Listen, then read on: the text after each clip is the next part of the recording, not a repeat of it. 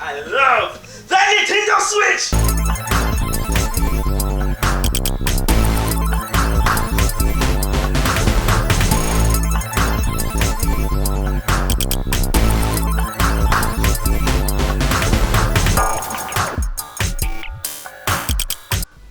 What's going on, Switch fam? It is your boy QKG, and today we're going to be talking about Roll Company, which is a game that I've had my eye on for a very long time, and I've actually did get an alpha code, and I actually did get into the game early just to give it a shot. And we're going to go ahead and just sit and talk, and I'm going to give my honest thoughts, because I'm not going to lie, I am someone who plays Valorant very, very heavy. Like, my homies, we grind that game heavy. So this game being very close to Valorant made me kind of gravitate a little bit more to it. And then when I knew Hi-Rez was doing something and trying something a little bit different, but it also had that Gears of War feel. So I was like, oh, I need that. So it hits on a lot of the different elements on a lot of the different shooters that I've played back in the day, but then it merges it into something a little different. So in Rogue Company, you're going to play as the different rogues in the game. So it's more of your team-based 4v4 tactical hero shooter.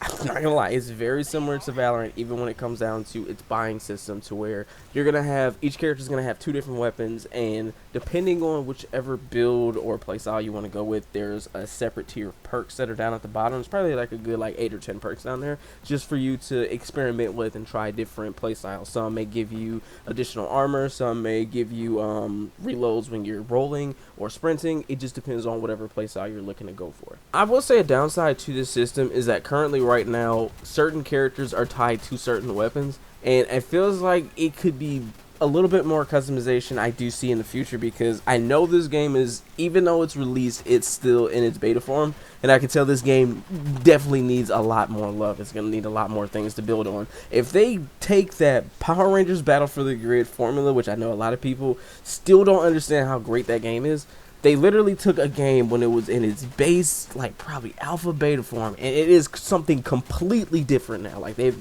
built on so many different things, so many different gameplay changes, and it's actually made the game pretty fire, and it's actually made it a pretty good contender in the fighting game community. So when it comes down to this game, I really hope that the feedback that is being thrown out there is actually hopefully definitely taken, just because I see this game having a ton of potential. It's just sometimes the game can be hit or miss. So I will say, with the gameplay being just absolutely fire and running 60 FPS on literally everything, including the Switch, and being crossplay with everything, that is freaking cool. I love the fact that it's accessible. Everybody can play it. Everyone can come together. That is the biggest thing right now. I'm like, that's what they have over a lot of the different games. So if they handle this game right, it could be something huge. So I really think that they have a lot of potential. It's really interesting. And then the gameplay is just fun, man. It brings me back to those Gears of War days, especially if I play Dallas and I'm out here using the devotion, just popping hits, bro. I'm telling you, the game is very fun. However, so I'm not gonna lie, I crashed quite a few times, and you cannot reconnect into your match in this game, so you would end up getting into a brand new match. So the part where this is kind of sucky is that if, let's say for an example, this has happened to me quite a few times unfortunately, if 2 people crash and it's just me and someone else and their whole team is still stacked, we're gonna get stomped the entire time. I'm not gonna say like it's impossible to, of course, beat other teams, but it's a much harder experience. And then it doesn't help that there are no bots and you can't reconnect and you can't join a match in progress. So you're just stuck there unless you just leave. And I don't know if there's any game penalty to that. I personally don't like leaving games. I know that a lot of game companies have some type of penalty. I have not seen anything pop up, because I've crashed quite a few times, and sometimes you would get those penalties and I got nothing. So I don't know, but hopefully that is one thing I would love to see, is that reconnect feature, or put some bots in for the time being or something. I don't know, do something. But at the same time, when you're getting a lot of kills here and there, you do stack some bread.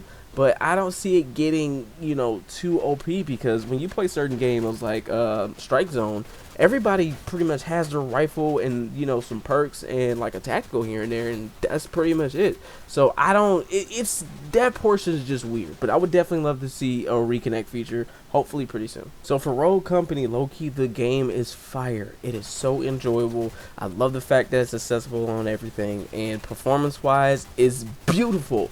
Ran buttery smooth even in alpha, running beautiful.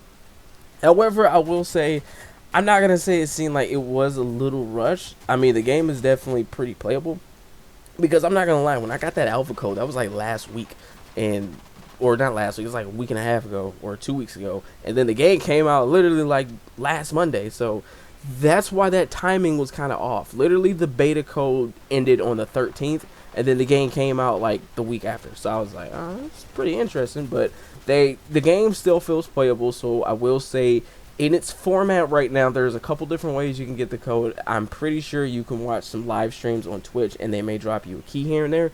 And also, you can either get the Founders Pack. There's a $15 version, there's a $30 version, and then there's that crazy $60 version if you want to have like all the champs and have some skins and, you know, some things like that. So overall, would I honestly recommend this game?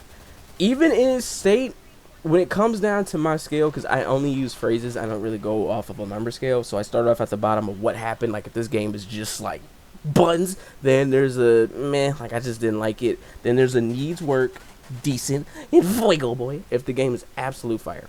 So I would say this game is fire, but I mean, it's beta, so it clearly needs work. The thing is, the weapons feel like they're tied to each character, and of course I know if you have like a sniper character that has sniper ability, sure, they should be able to have that. It just seems like just picking from just 2 different weapons, it gives you kind of just 2 different play styles to play the character, and that's pretty much it. So perks, yeah, you get different perks, and it gives you different, you know, different leeway with different things. But when it comes down to the weapons, I would like to see, you know, the character either choosing between 4 different weapons or at least 3 different weapons, maybe, just because it seems like it's, I don't know, man, it just seems like it's not enough right there. I wish that they had, you know, those weapons just weren't always tied to just certain characters, unless it's a sniper character, you know, vice versa. But that's kind of why I play the Strike Zone gameplay, just because I actually just want to run around.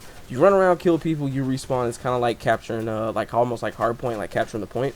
But you could just walk through and pick up the enemy's weapons. There's plenty of times, like if I play Saint or Dallas, I might have like the devotion on Dallas and like an AK from somebody I picked up.